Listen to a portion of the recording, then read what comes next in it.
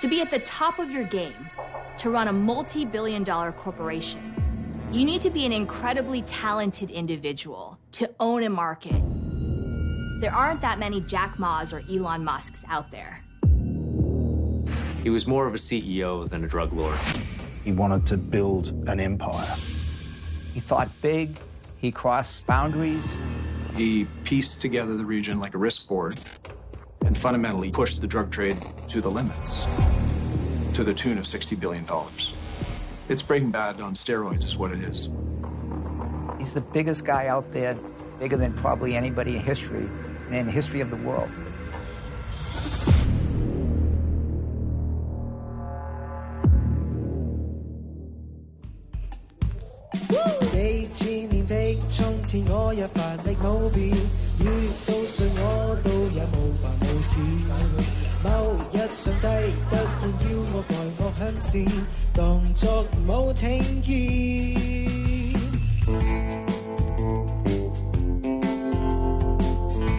I'd be lying if I said, oh yeah, I was confident that we were going to arrest T.G. Lap. He was somebody that, to me, seemed like we would never, ever see him face to face.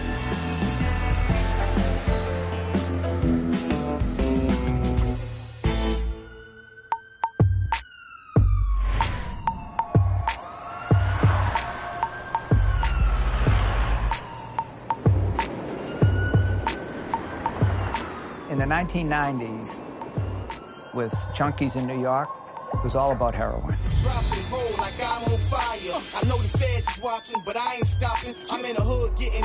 We started learning about this spot in the Bronx at 183rd Street and Walton Avenue that's selling heroin. Bags of heroin, and we're being told that that spot's being supplied by Asian organized crime.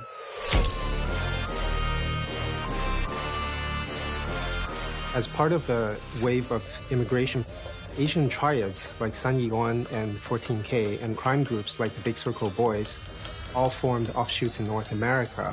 They brought along with them their criminality.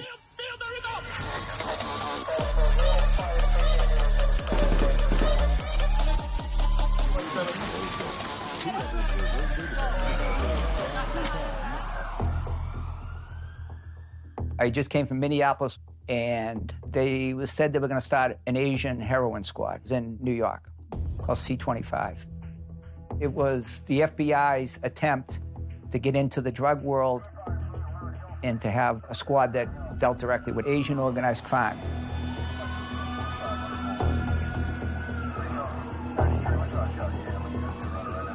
The problem is the police forces in North America, they were mostly Caucasian.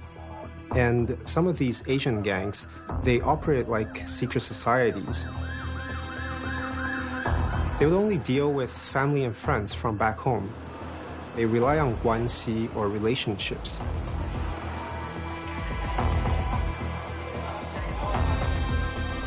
That made it really hard for the police to infiltrate them.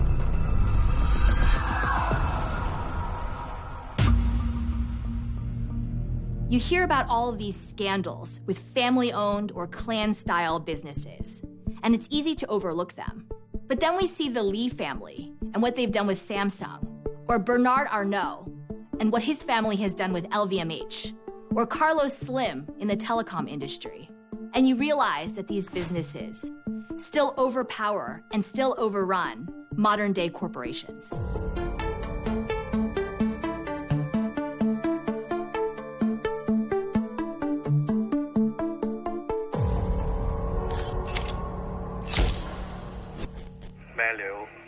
When something comes on the FBI's radar, it only comes physically through two ways. Electronically, we're listening to someone's phones, and human intelligence. From the very minute we turned the wires on, they were productive.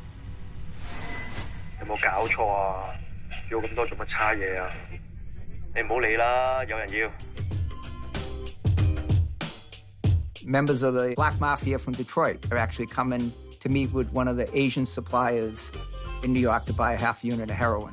It was coming through somebody out on Long Island, a barber by the name of Manny.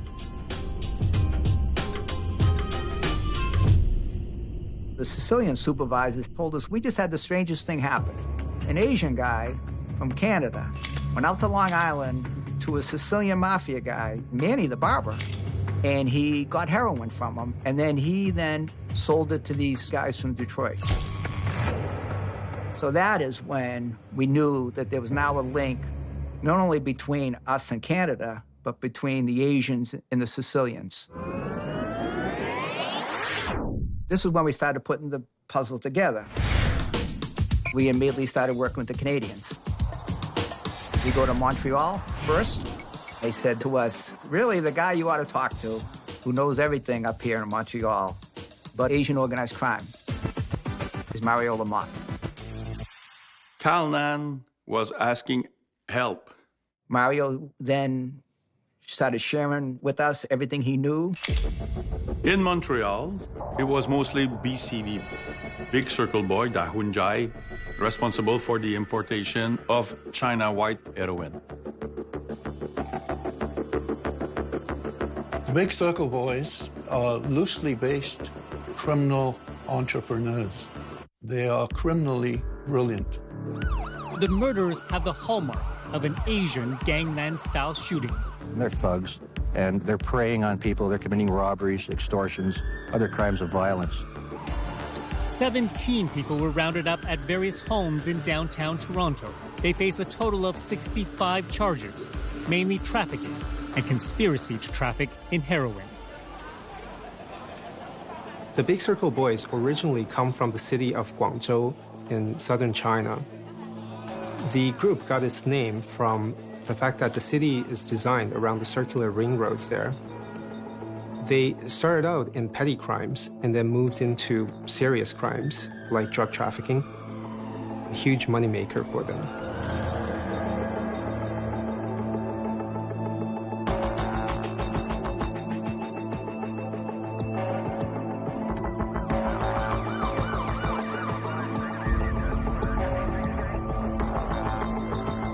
They gave us their evidence, we took our evidence, and then all the pieces of the puzzle started to come together.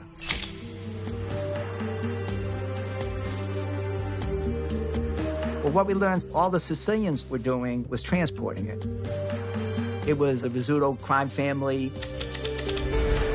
They had a transportation route from Montreal, coming down to the States, going down the eastern seaboard, all the way down to Florida. For the most part, they were moving coke.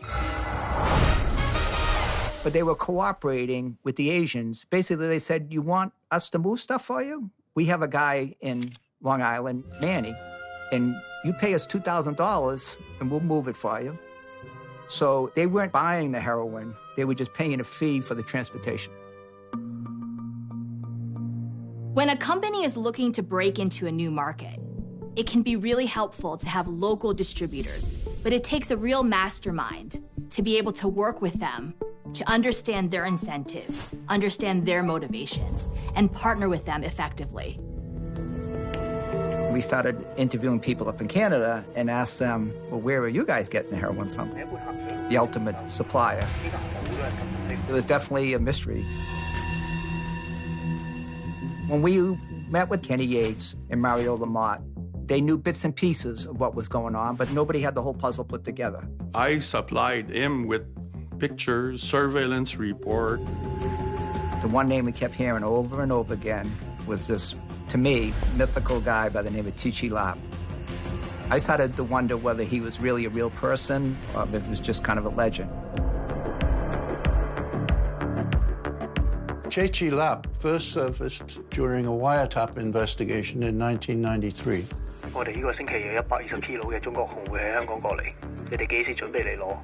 We didn't know who he was. He was talking with many other Triad Society members and Big Circle Boys. Tichy Lap started in the Big Circle Boys. He's from southern China.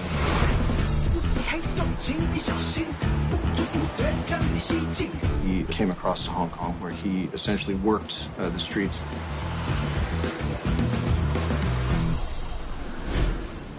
When he moved to Canada, he took his criminality with him and settled in very, very quickly because the Big Circle Boys network was already there on the ground. The Toronto man was killed around 3:30 Sunday morning outside the restaurant. He was most likely shot with an AK-47 assault rifle left at the scene. Many of the Big Circle boys, when they were in Guangzhou or in Hong Kong, would have worked on the streets as hawkers or street vendors selling illicit goods. I believe a lot of them would have picked up their street smarts through that kind of experience. We started building an excitement that between what the FBI had and what the Canadians had, we can make this happen. Chi Lap was very smart in that he didn't communicate on the telephone. He was flying under the radar. Lap was in the shadow. He was really underneath, underground, well hidden. That's the way to do business. He's like a ghost.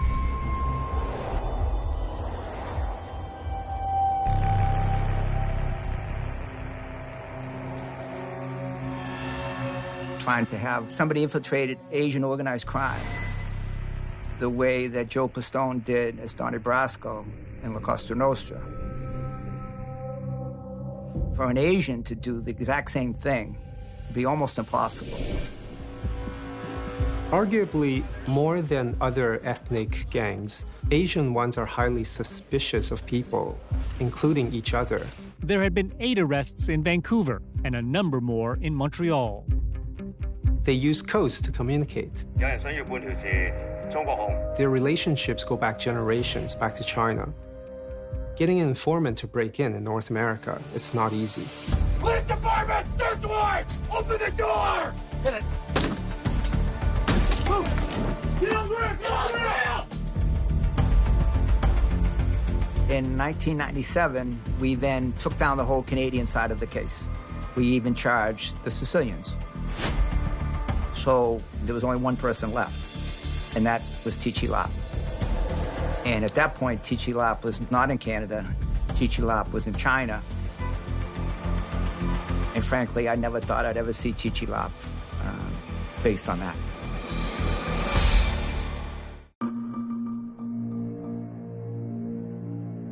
In the startup world, a lot of companies operate in stealth mode. It allows them to stay under the radar while they're still developing their product and their business model. You see it from entrepreneurs like Jeff Bezos, where even though he might be public with Amazon, he's in stealth mode with companies like Blue Origin, where he's still trying to get a foothold, still trying to figure out the business.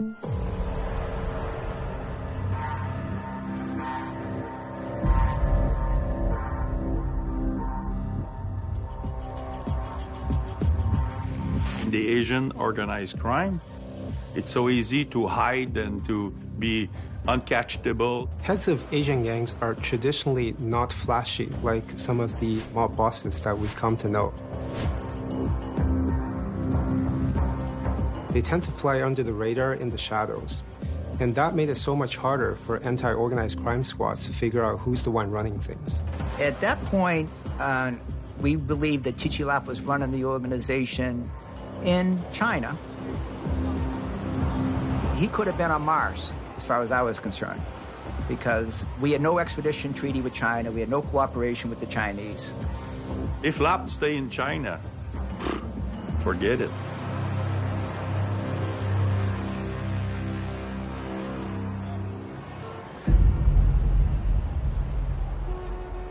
When I learned there was a meeting planned in Hong Kong by Alap with major league people in the heroin trade,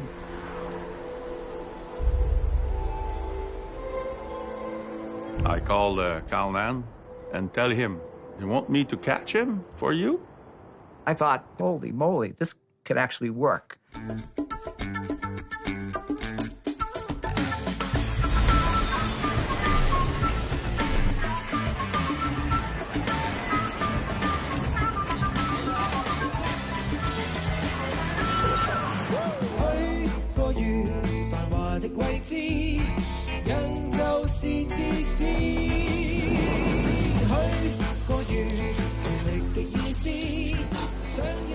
We know that once we get to Hong Kong, we're not going to call the shots. It's going to be up to the Hong Kong PD.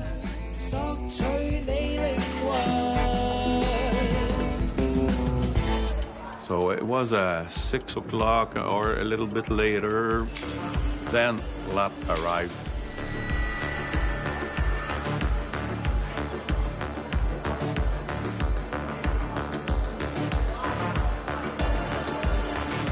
And got identified by the surveillance. Then they advised us, he's in. We got him.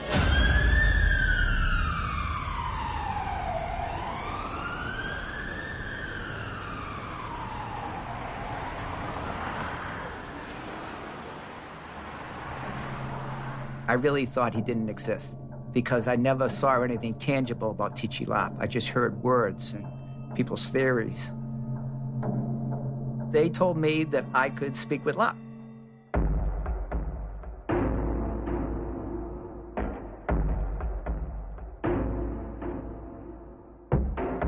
The only time I felt he was real was when I sat across from him and I could look him in the eye. I was blown away by how normal he was, how he could blend into a crowd. There was nothing about him that shouted out, international drug trafficker. He was polite and professional, courteous. He was just a regular guy. He wasn't big or strong or dressed fancy clothes or any of that stuff. He was very, very Mr. Normal. I told him, we have you on a warrant. I said, I'll see you in Brooklyn. He smiled.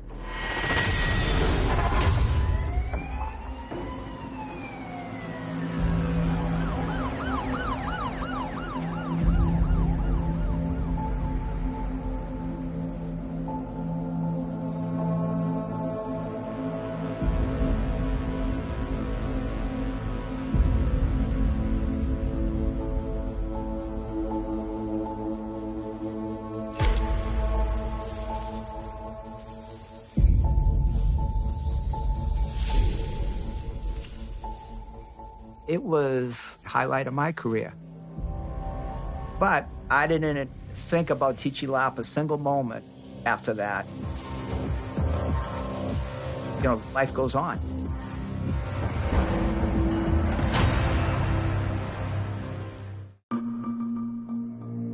Entrepreneurs fail 9 times out of 10.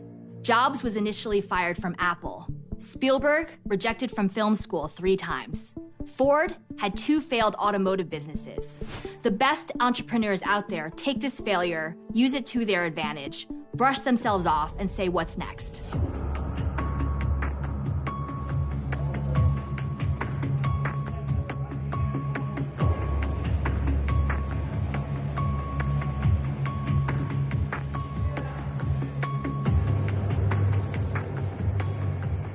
The drug trade had previously been dominated by Southeast Asian heroin. That was no longer the case. Big parts of Southeast Asia was becoming a significant production epicenter of meth. It can be powder, it can be crystallized, it can be liquid. It has an effect on the central nervous system. It's a particularly pernicious drug. It's highly addictive.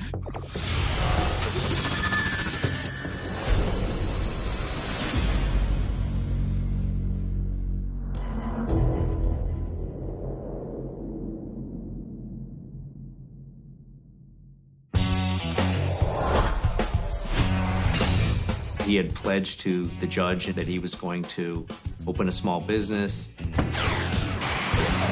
What actually occurred was he travelled back into Asia, re-established all his connections there.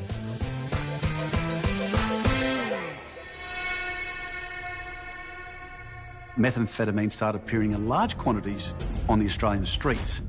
So around 2013-14, we were under siege from other ships. To the point where we were seizing tons and tons of ice in a year, which was unprecedented. So this showed that there was a huge ramping up, and it wasn't just Australia. It was Japan, in Indonesia, in Taiwan. Seizures on vessels, huge amounts of methamphetamine. We started hearing references to the company. The company is a unique network of different criminal organizations that have come together with a common objective of growing the drug trade.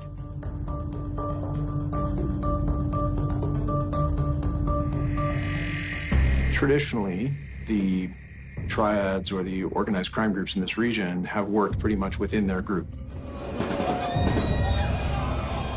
Fighting for turf, fighting for drug distribution rights.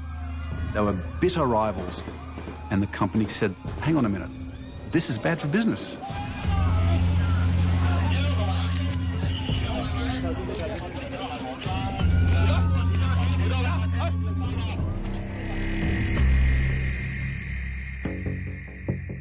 On my left, there's this whole dragon. So in Chinese, it's called 左青龙.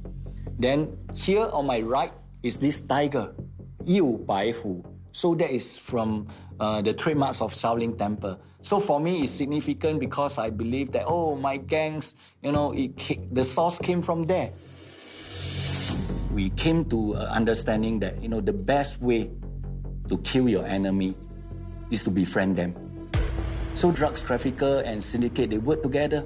They become friends instead of enemy because all of us, have one same vision to make money and make profit.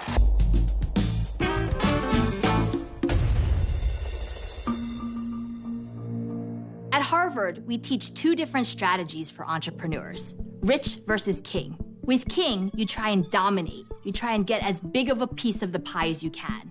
With rich, you're trying to sell an overall vision, bringing people together so that you can make the pie as big as possible, and everyone wins. But it's tricky.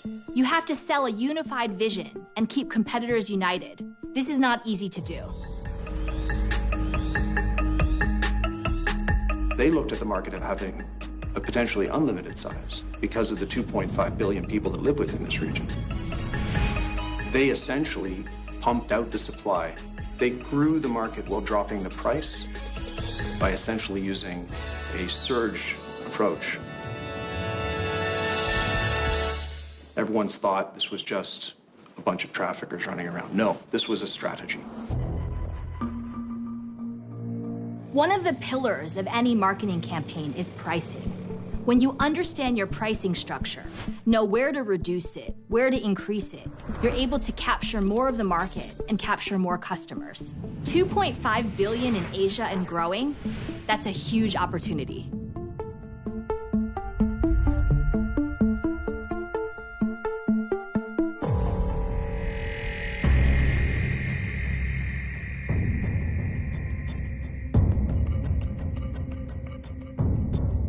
We started to hear about the existence of this fellow. Brother 3 was his nickname.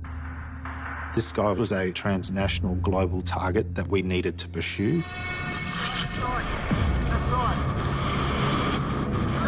there! Stay there!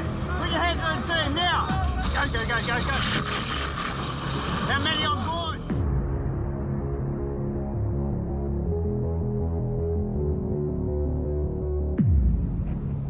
The company got so frustrated that they called their operations manager to Thailand.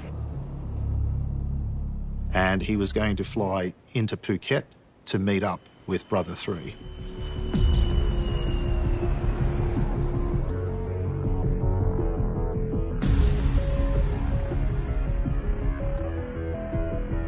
AP ได้ส่งข้อมูลมาให้เรานะครับในเรื่องของแก๊งสามกอเนี่ยเราก็ได้เฝ้าติดตามบุคคลสำคัญของแก๊งสามกอมาโดยตลอดเราได้เฝ้าดูความเคลื่อนไหว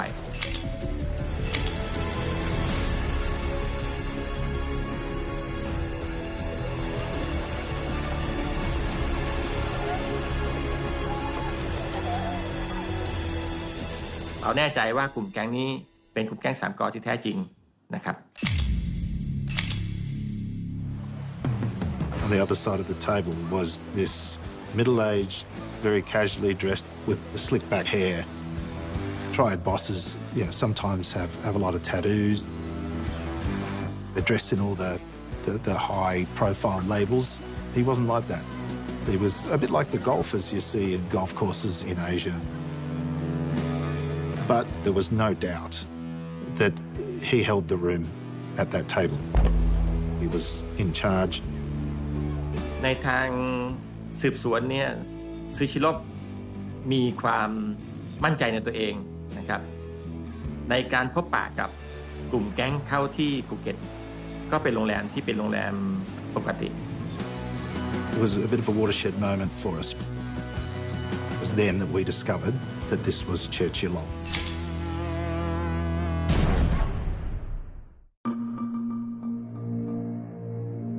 One secret to maintaining a thriving business is knowing when to reinvent yourself.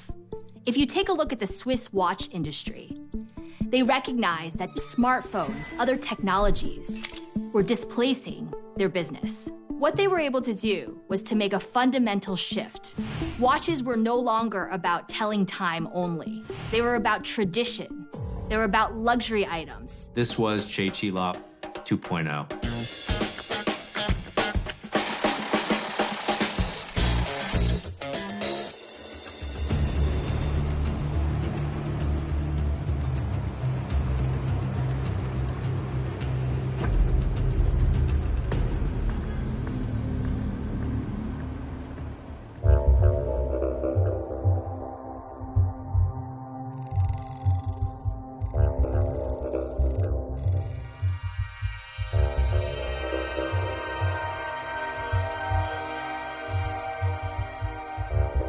สามเหลี่ยมทองคำเนี่ยเป็นยุทธศาสตร์ที่สมบูรณ์นะครับมีชายแดน3ประเทศติดต่อกันมีแม่น้ำโขงเนี่ยไหลผ่าน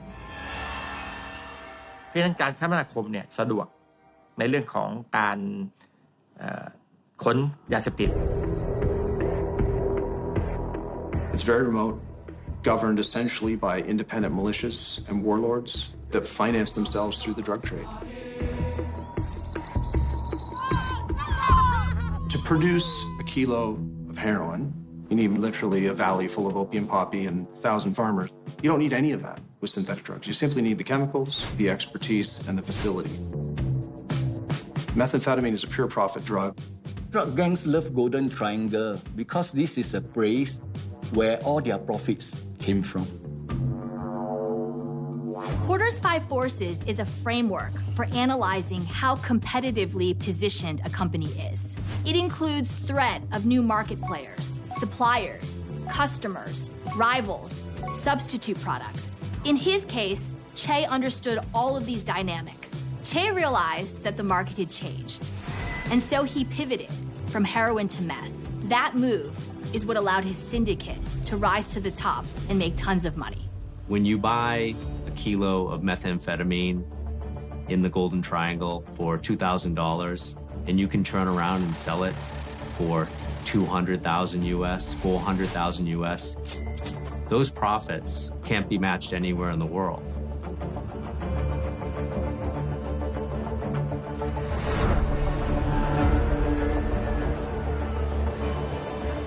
Churchill adopted a business model in bringing all of the organised crime elements together. His guarantee was that whether the importation was successful or not, they would get their money back. If it was successful, they'd get a significant amount of their money back, plus extra. But if it was seized, they would get their money refunded.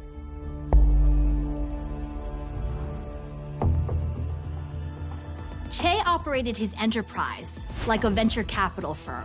But what he was able to give his investors was even more than what venture capitalists are able to offer.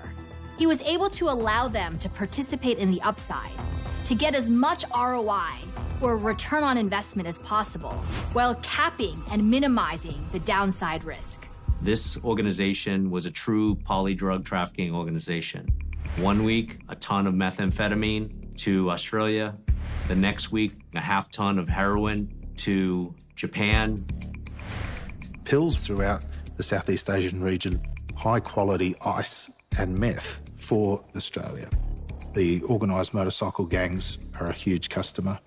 mafia, the Ndrangheta, the Camorra, the European organised crime syndicates. In Japan, he had strong connections into the Yakuza. I've never seen a drug trafficking organization with so many tentacles in so many different countries. He looked at the landscape of the region and used the different elements of it to his advantage, which allowed them to move the business forward in a way that others hadn't been before. Chilop pieced together the region like a risk board and fundamentally pushed the drug trade to the limits. It's Breaking Bad on steroids is what it is, frankly. The fundamentals for profitability is understanding unit economics. Being able to anticipate all of the variable costs, from manufacturing to shipping to distribution. Che was a genius at this, creating the perfect model to maximize his earnings. Pablo Escobar and El Chapo Guzman never enjoyed the profit margins of Che Chilop and the company. What you have is money being made along that chain to the tune of $60 billion.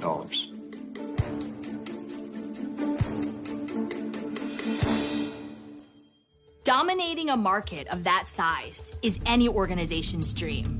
McDonald's, HP, Goldman Sachs, Kraft Heinz, some of the largest corporations in the world. None of them were able to come close to what Che was able to capture in terms of annual revenue. Che eclipsed them all. Che Chilop didn't have that populist flamboyance that the Escobars and the El Chapos of the world seem to thrive upon. He's not driving around in a Ferrari, that kind of showy lifestyle.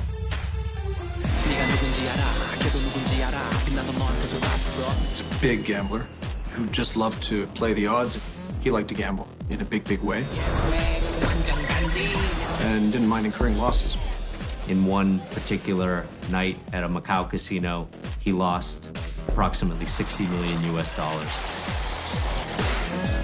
Che's penchant for high-stakes gambling probably makes him a good drug trafficker because he's willing to take calculated risks to make vast sums of money.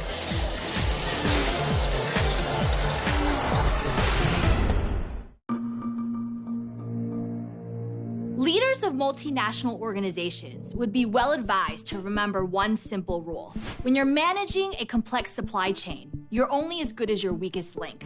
Take the COVID-19 pandemic, for example. Many corporations and organizations found themselves in trouble when even just one part of their international supply chain was disrupted.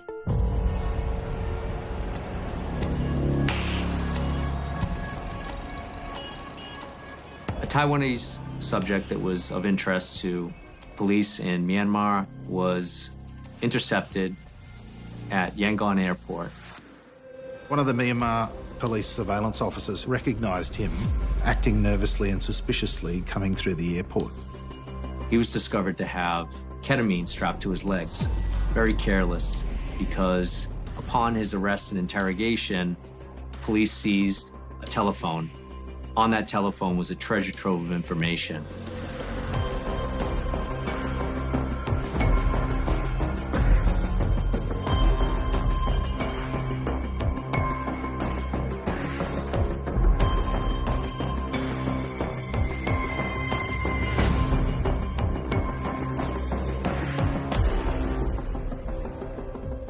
One of the disturbing elements that was discovered on that phone was a video of what appeared to be a torture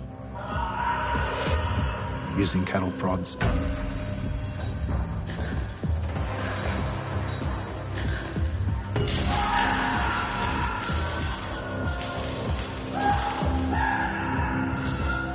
When someone can't explain the loss of a significant drug importation,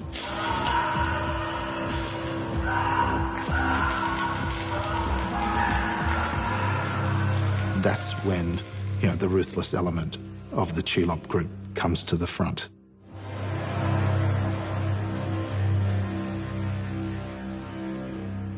If you ask me how ruthless are drug syndicate, I think there's no word to describe it.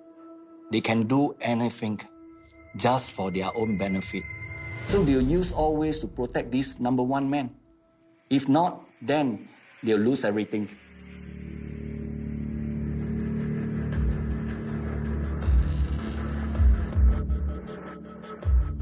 เรากับ AFP กับ DA และหน่วยข่าวกรองทั่วโลกนะครับมีเป้าหมายเดียวกันว่าซื้อชีวรบนี้เป็นตัวการใหญ่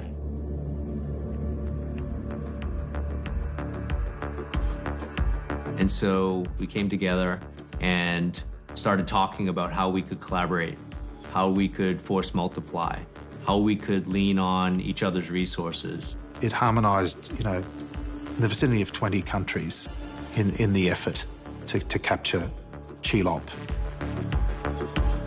and to bring him to justice. We identified the top 20 targets in the company. I told my offices that this was to be the number one priority for the DEA. In 2019, in a collaborative effort, raids were conducted on a compound in northern Thailand.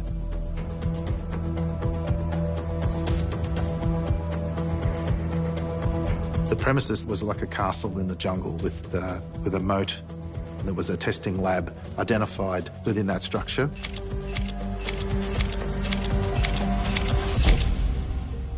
ผลการบัตรก็ได้ทำการตรวจยึดทรัพย์สินก็ประกอบไปด้วยรถยนต์นะครับที่ดินแล้วก็สิ่งปลูกสร้างรวมทั้งได้ยึดอายัดบัญชีทรัพย์สินอื่นๆเนี่ยรวมแล้วประมาณเกือบ100 ล้านบาทครับทางการได้ทำการตรวจยึดยาไอซ์ประมาณ 1.7 ตัน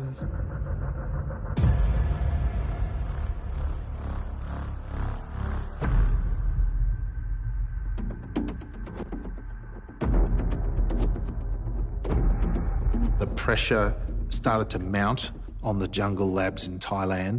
The Myanmar authorities were starting to become a lot more proactive. Seizures were occurring here in Australia, in Indonesia. I'm here to announce that we've dismantled an international organised crime syndicate operating across 5 countries and has resulted in the arrest of 27 people to date, as well as the seizure of more than 42 kilograms of drugs with a street value of up to $28 million. A lot of his profit margins were being eroded. He was starting to become too much of a bad icon that you didn't want to be associated with. And in a sense, his own fame then started to work against him. And I think the doors started closing.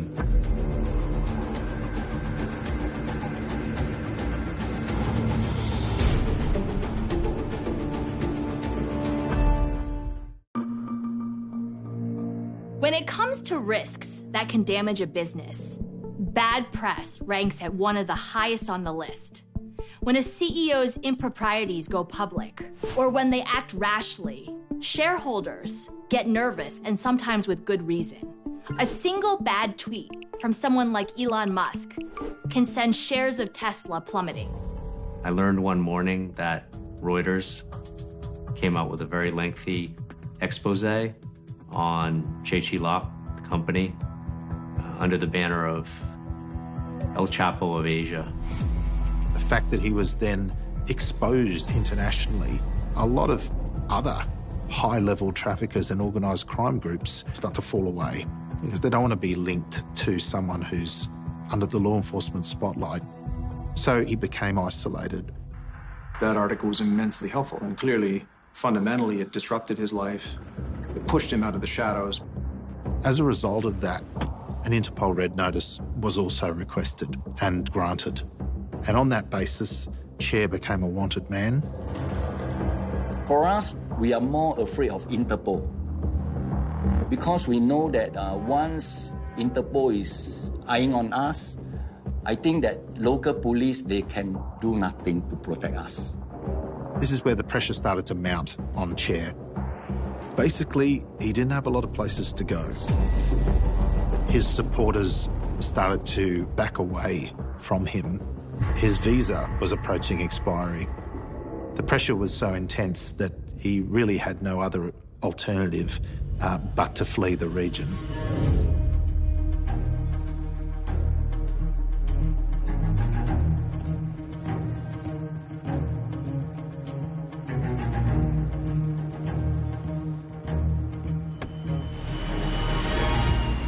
was the movements of a desperate man who couldn't go anywhere else.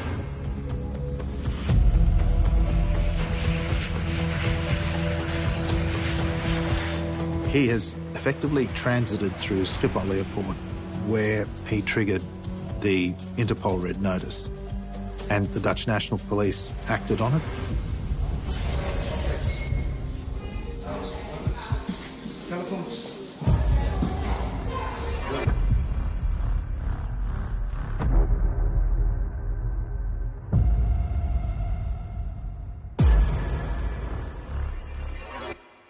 I was sitting on my couch, reading a newspaper, and I couldn't believe it.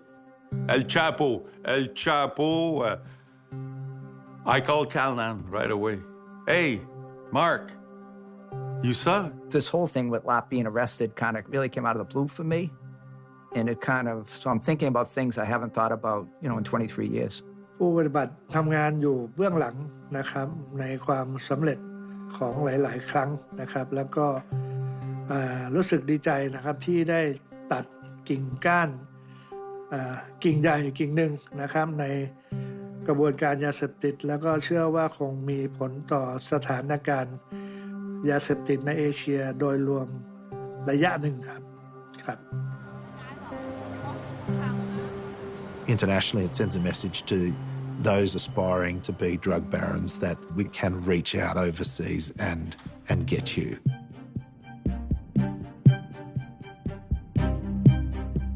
Do I think there'll ever be another Chi Lap? Yes, because there always is. In a chess game, there's a lot of pieces. You might think that Chi Lap is a big boss. But how can you know? Maybe Chi Lap is just one of the pieces? It may seem like an unglorified fail, but Che is a case study on how powerful and perfect business minds can have tremendous and terrifying impact on industries, countries, societies. He understood so many fundamental business principles. He was able to corrupt systems. He had an intuitive sense for how to gain an edge and how to maintain an edge for so long.